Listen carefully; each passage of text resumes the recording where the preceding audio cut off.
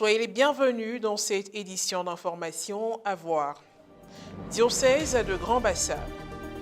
La troisième édition du Festi Éclat organisé à la paroisse Saint-Esprit de Moquéville pendant 2 jours s'est achevé le dimanche 27 novembre dernier.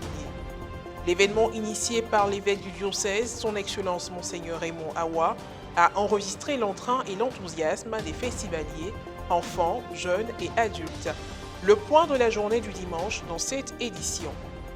Toujours le dimanche 27 novembre dernier a débuté le temps de l'Avent qui annonce Noël.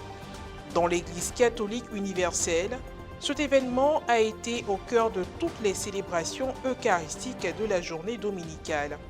À la paroisse Sacré-Cœur de Bonniéré-Dougou, dans le diocèse de Katiola, l'unique messe a été célébrée par le curé, Père Alexis Pondo. La troisième édition du Festi Éclat a connu son apothéose le dimanche 27 novembre dernier.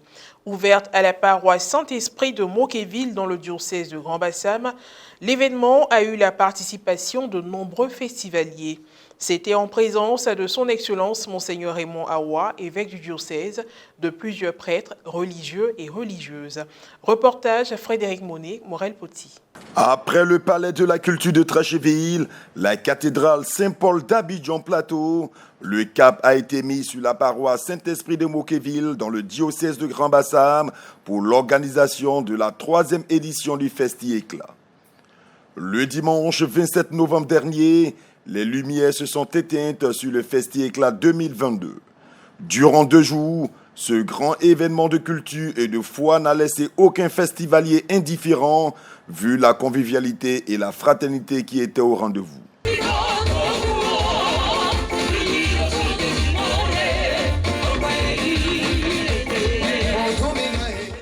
J'apprécie un peu tout, un peu de tout.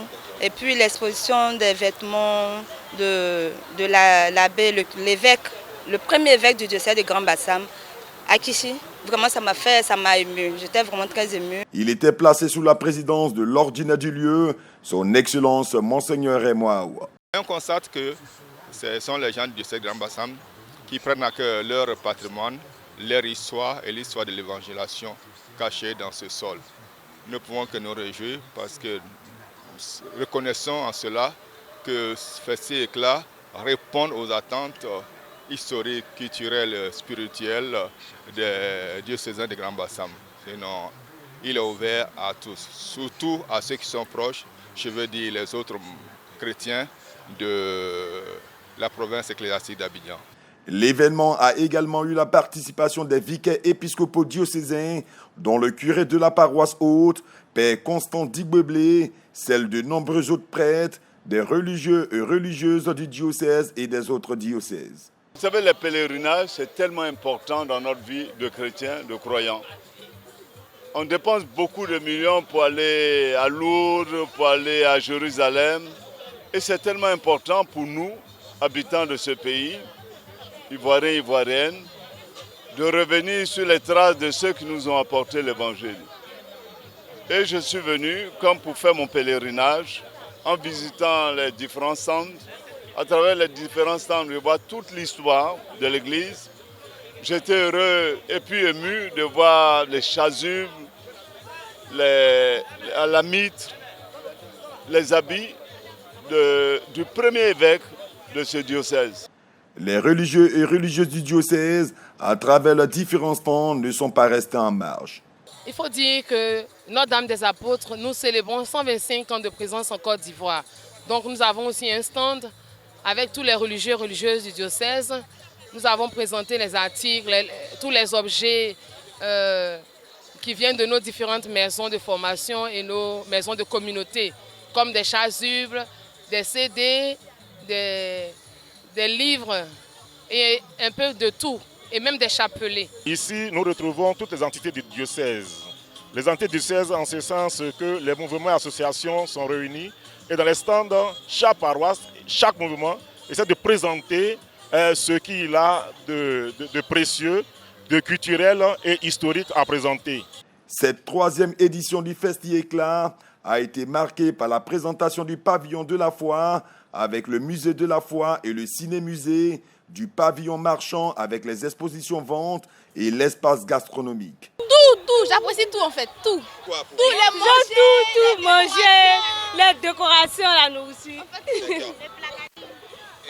Moi, c'est crevettes là, c'est ça, moi j'adore. Mais j'apprécie tout parce qu'il y a une bonne humeur, c'est chic et puis il y a une bonne festivité. Il y a une bonne ambiance et puis le plat est très bon. Sans oublier la promotion de la culture 108 avec la présentation de la danse Abodan par la chorale Émine Bonhomme de la paroisse Saint-Jean d'Aboisseau.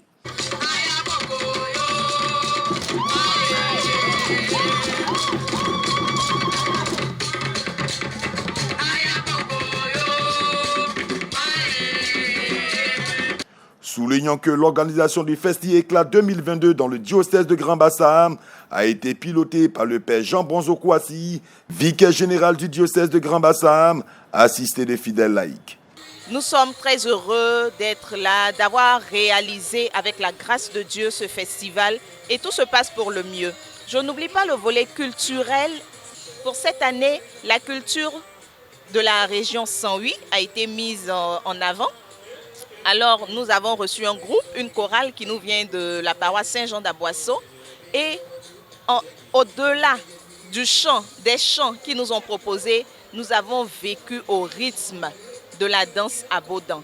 Noël s'annonce déjà. Le dimanche 27 novembre était le premier du temps de l'Avent.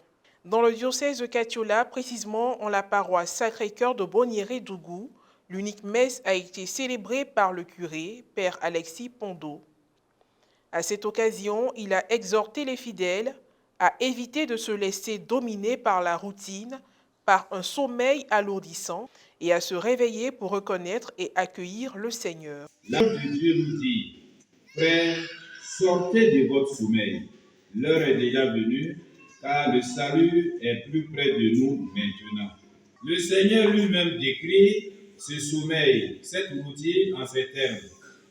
À l'époque de Noé, on mangeait, on buvait, on se mariait. Si c'était ici, Jésus a dit, peut-être on fixait le prix de l'anacarde. Donc, les arachides, donc on allait au champ, on faisait ce qu'on faisait. Mais un homme s'est dégagé. Attends, Noé entra dans l'arche. Les autres continuaient à vivre sans se douter de rien, jusqu'au jour où le déluge les a tous engloutis. Il suffit d'écouter Jésus lui-même. Il nous dit dans l'évangile, 2 hommes au champ, l'un est pris, l'autre laissé. 2 femmes seront en train de piler, l'une prise, l'autre laissée. 2 prêtres seront en train de dire la messe, un pris, l'autre laissé. Dans les mêmes tâches, le même travail, les uns dorment, les autres vivent dans la vigilance. Un ne se prépare à rien, cependant les autres sont prêts pour la rencontre avec le Seigneur qui vient.